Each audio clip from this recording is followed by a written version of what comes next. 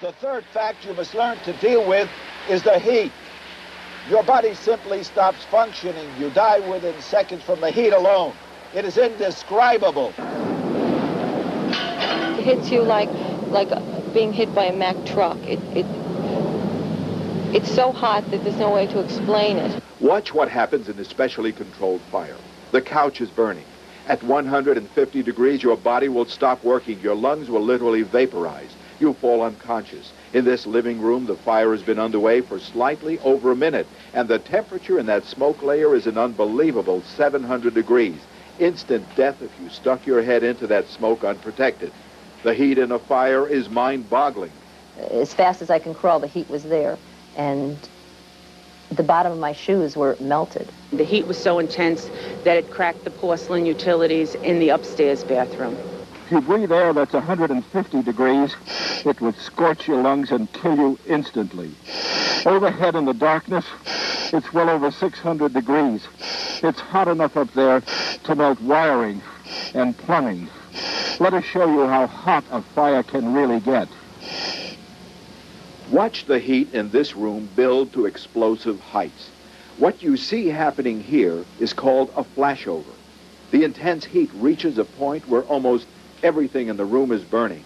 The temperature is now hundreds of degrees, and the smoke itself is ready to ignite, blowing out the entire structure. There's no chance at all of survival in this heat. So fact number 3 is the heat. It is mind-boggling. The heat alone kills in seconds. One breath of superheated air can destroy your lungs. Fact number 4, time. Most people think they have time in a fire, but in a fire, there is no time. The front windows blew out, and it swept that wall of flames right up that hall. It was a matter of seconds, and my kids would have been dead. I smelled smoke. We went back to get the dog and a few valuables, and by the time we went back, it was too late. We couldn't get out. Here's what we mean by time. A wastebasket fire begins. It's undetected. Within a minute, the sofa is on fire, and the smoke is beginning to fill the room. But it hasn't set off the smoke detector in the next room. Upstairs, there's no warning yet. Downstairs, the heat is intense enough to knock you unconscious if you try to enter. Now, it's 2 minutes into the fire. The smoke detector goes off. This is your first warning there's a fire. The smoke pours upstairs. Downstairs, it's now 3 minutes. The room is fully involved. The thick, choking smoke is lowered. Nobody would survive in this room. Now, it's 4 minutes into the fire. The upstairs and downstairs hallways are impassable. If you didn't have an escape plan, you're trapped. It's been only 2 minutes since the smoke detector sounded the alarm. In all, it took 5 minutes after the fire started for the gas, smoke, and heat inside the house to kill everyone. In 2 to 5 minutes, forget it. It's all over. So it turns out that time may be your biggest enemy in a fire. You may have less than a minute or 2 to get your family out safely. So there you have it. Basic facts which most Americans don't know. 1, a fire is black. It is not light. You will not be able to see in a fire. Expect that. 2, the smoke and the gas in a fire will kill you, not the flames. 3, the heat is so intense your body simply shuts down. You will die within seconds. And 4, time. You have no time in a fire. You must get out. If you know these 4 basic facts, you can plan to get out alive.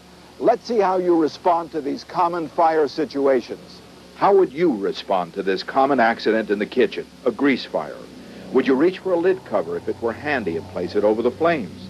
Or would you pour baking soda on the flames? Would you use a fire extinguisher? Or would you use water? I would use baking soda. I would put a lid on it. The baking soda, I think, works if you don't have a fire extinguisher. The correct way to deal with a grease fire, use a lid cover, baking soda, or fire extinguisher. How well do they work? Watch. The lid cover removes the supply of oxygen that the fire needs, and the flames die down quickly. Know where the baking soda is handy, and pour it over the flames. You may expect a slight flare-up, but keep pouring, and the fire will die. A fire extinguisher will quickly douse the flames, and the newer fire extinguishers cause very little mess. The one thing you don't want to do is to throw water on a grease fire. Watch what happens if I do. This kitchen fire is now getting out of control. In your home, how long do you think it would take for this same fire to get out of control? Do you think it would take 30 seconds? Do you think it would take a minute? Do you think it would take 5 minutes? Or do you think it would take 10 minutes? What do you think? Most people think they have at least 5 minutes or more, but that's wrong. The correct answer, you may have no more than 30 seconds before the fire gets out of control. The advice is get out of the kitchen, alert the family, leave the building, call a fire department from outside the building. Don't go back into the house or apartment. Wait for the firefighters to arrive and take over. In the wrong hands, a match or cigarette lighter can kill. For parents, consider this interesting question. Which do you think would be more dangerous in the hands of a child?